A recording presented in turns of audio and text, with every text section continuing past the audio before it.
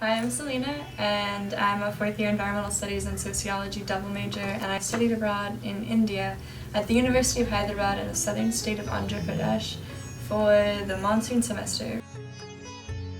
All of my sociology classes transferred back seamlessly into my sociology degree. The three classes that I took, one of them was about development and sort of globalization, and another class was about society and sexuality, and another one was about gender.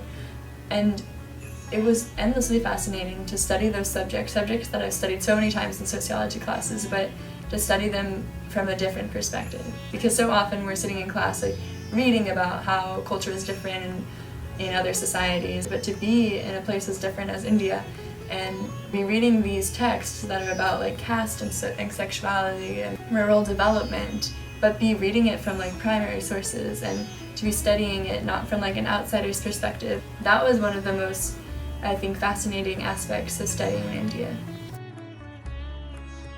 I lived with a homestay family in a little village. They're called colonies, and every day, like at 6 or 7 p.m., I would go with my little homestay brother, who's 10 years old, and we would go down and collect milk from the water buffalo that was in our village, and then bring it back up to our flat, to our building. And my homestay mother would boil it and make like curd and make like yogurt and ghee out of this milk. So that was really awesome. And celebrating the different holidays with a family really makes you feel much more like you're in the culture versus that you're observing it. Traveling throughout India was definitely one of my favorite parts about studying abroad. India is so vast that you could be there forever and still not see every corner of it.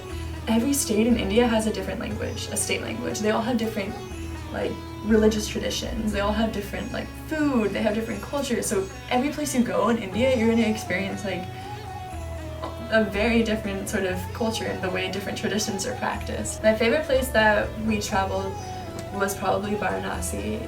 It is the holiest city for Hindus in India, and it has the river Ganga, or the Ganges as we say in English, that flows throughout the whole river, and there are all these like religious traditions and rites and that are practiced right by the river, and every day like people would bathe in the river, and you can see like a newborn baby being baptized in the river right next to like a couple getting their marriage blessed by the river right next to like a funeral pyre, and like bodies like being burned and their ashes being sent into the river.